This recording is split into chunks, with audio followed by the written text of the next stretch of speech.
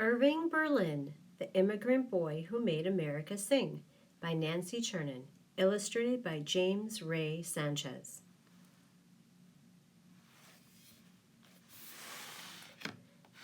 Dedication. For America, with gratitude for welcoming Irving Berlin and immigrants everywhere, including my beloved grandparents, Sam and Mary Farber, and Bessie and Max Chernin. From Nancy Chernin. For Mom and Dad, JRS. Here's the title page.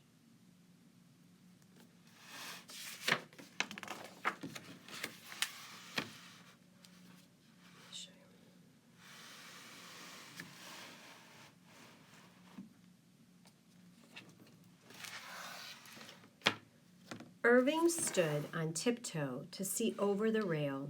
Behind him, too far to glimpse, was Russia, where angry Cossacks had burned his family's home to ashes. Ahead was America.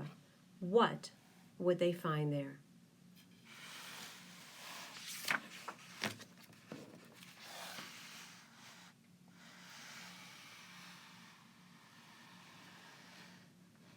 Suddenly, people pointed to a strange green figure in the distance. Was this the famous Statue of Liberty? The passengers whispered. Then a melody rose and flew to her like Noah's dove in search of safe land. Shema Yisrael, hear, O Israel. Irving's heart lifted and soared. His thin, high voice joined in, gathering strength with each note. The statue seemed to welcome them.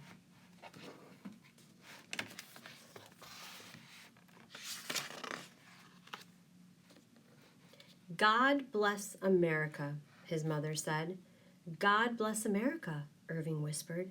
He can hear the statue singing her own special song, low and warm. One day Irving promised himself, I'm going to write a song just for her.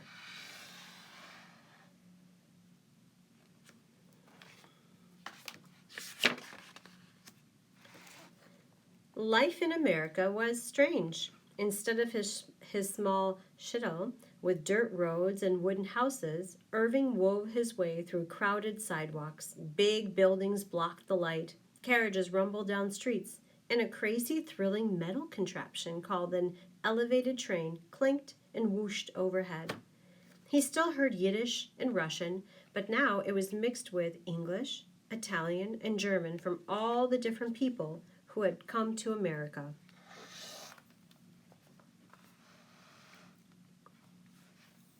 There he is.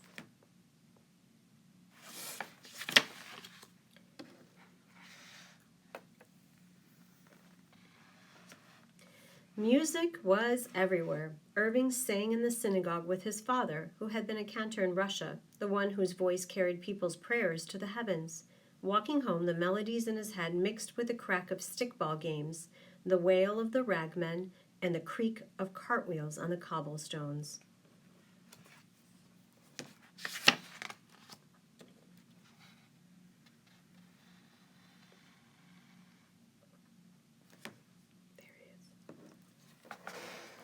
Back in the family's crowded apartment, there were more sounds. The steady treadle of the sewing machine in the apartment next door, the thump of his mother kneading dough, and soft laughter when his father pressed his cheek against her floury face. Irving lay awake late at night trying to fit all the notes and words together.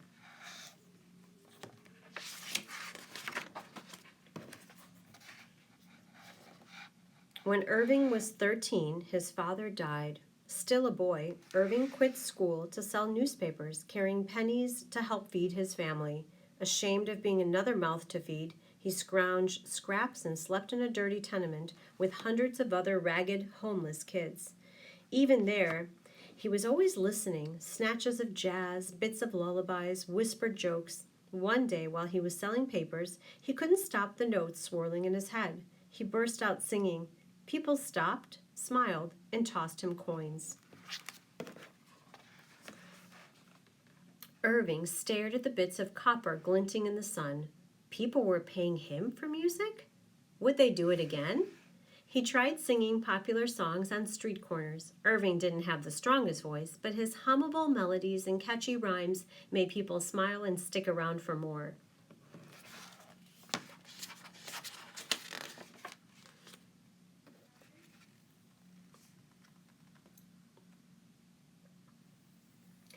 People threw enough coins that a passing restaurant owner noticed and offered Irving a job as a singing waiter, a real job, making music.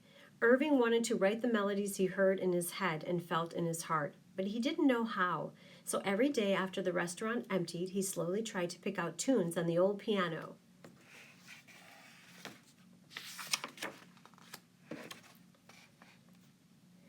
At first, he was terrible, but slowly he got better. People noticed. When a singer at another restaurant wrote a hit song, Irving's boss asked him to do the same thing. Irving still didn't know how to write down music, but the restaurant's pianist did. He helped Irving write Marie from Sunny Italy. They sold it for 37 cents. At 19, Irving was a paid songwriter.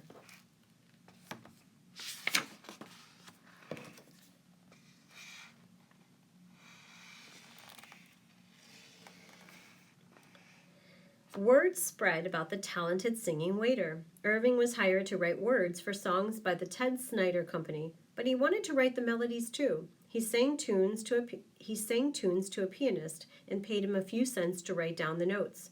4 years after his first sale, Irving wrote Alexander's Ragtime Band. The song was so catchy, so irresistible, it became an international hit.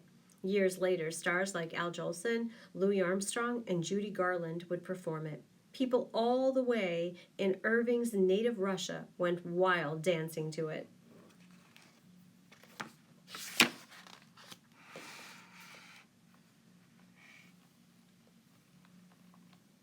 Irving wasn't a waiter anymore. His songs made a lot more than pennies. Now he and his family were never hungry or worried about how to pay rent. But even after he moved to a fancy apartment, Irving would walk a few blocks to his old neighborhood in the Bowery, where he would listen to the rhymes of the street, the sounds that would fill his music.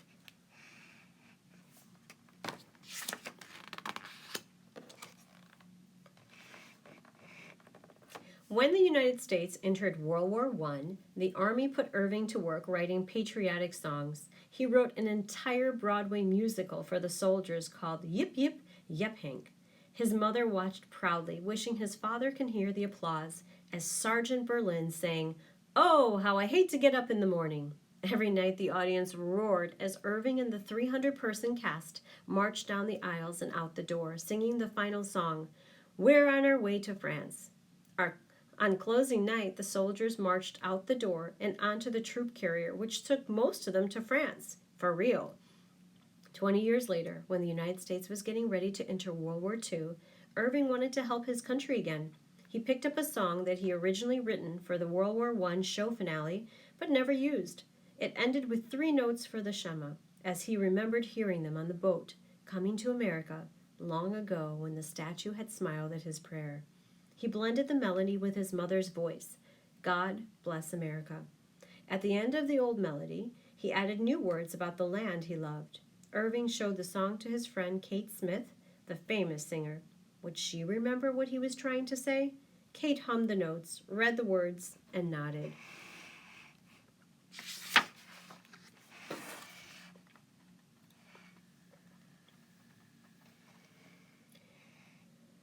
From the mountains to the prairies to the ocean white with foam, Americans all over the country huddled around their radios, listening to Kate Smith sing God Bless America. On the eve of the dark days of World War II, the song filled them with hope and courage.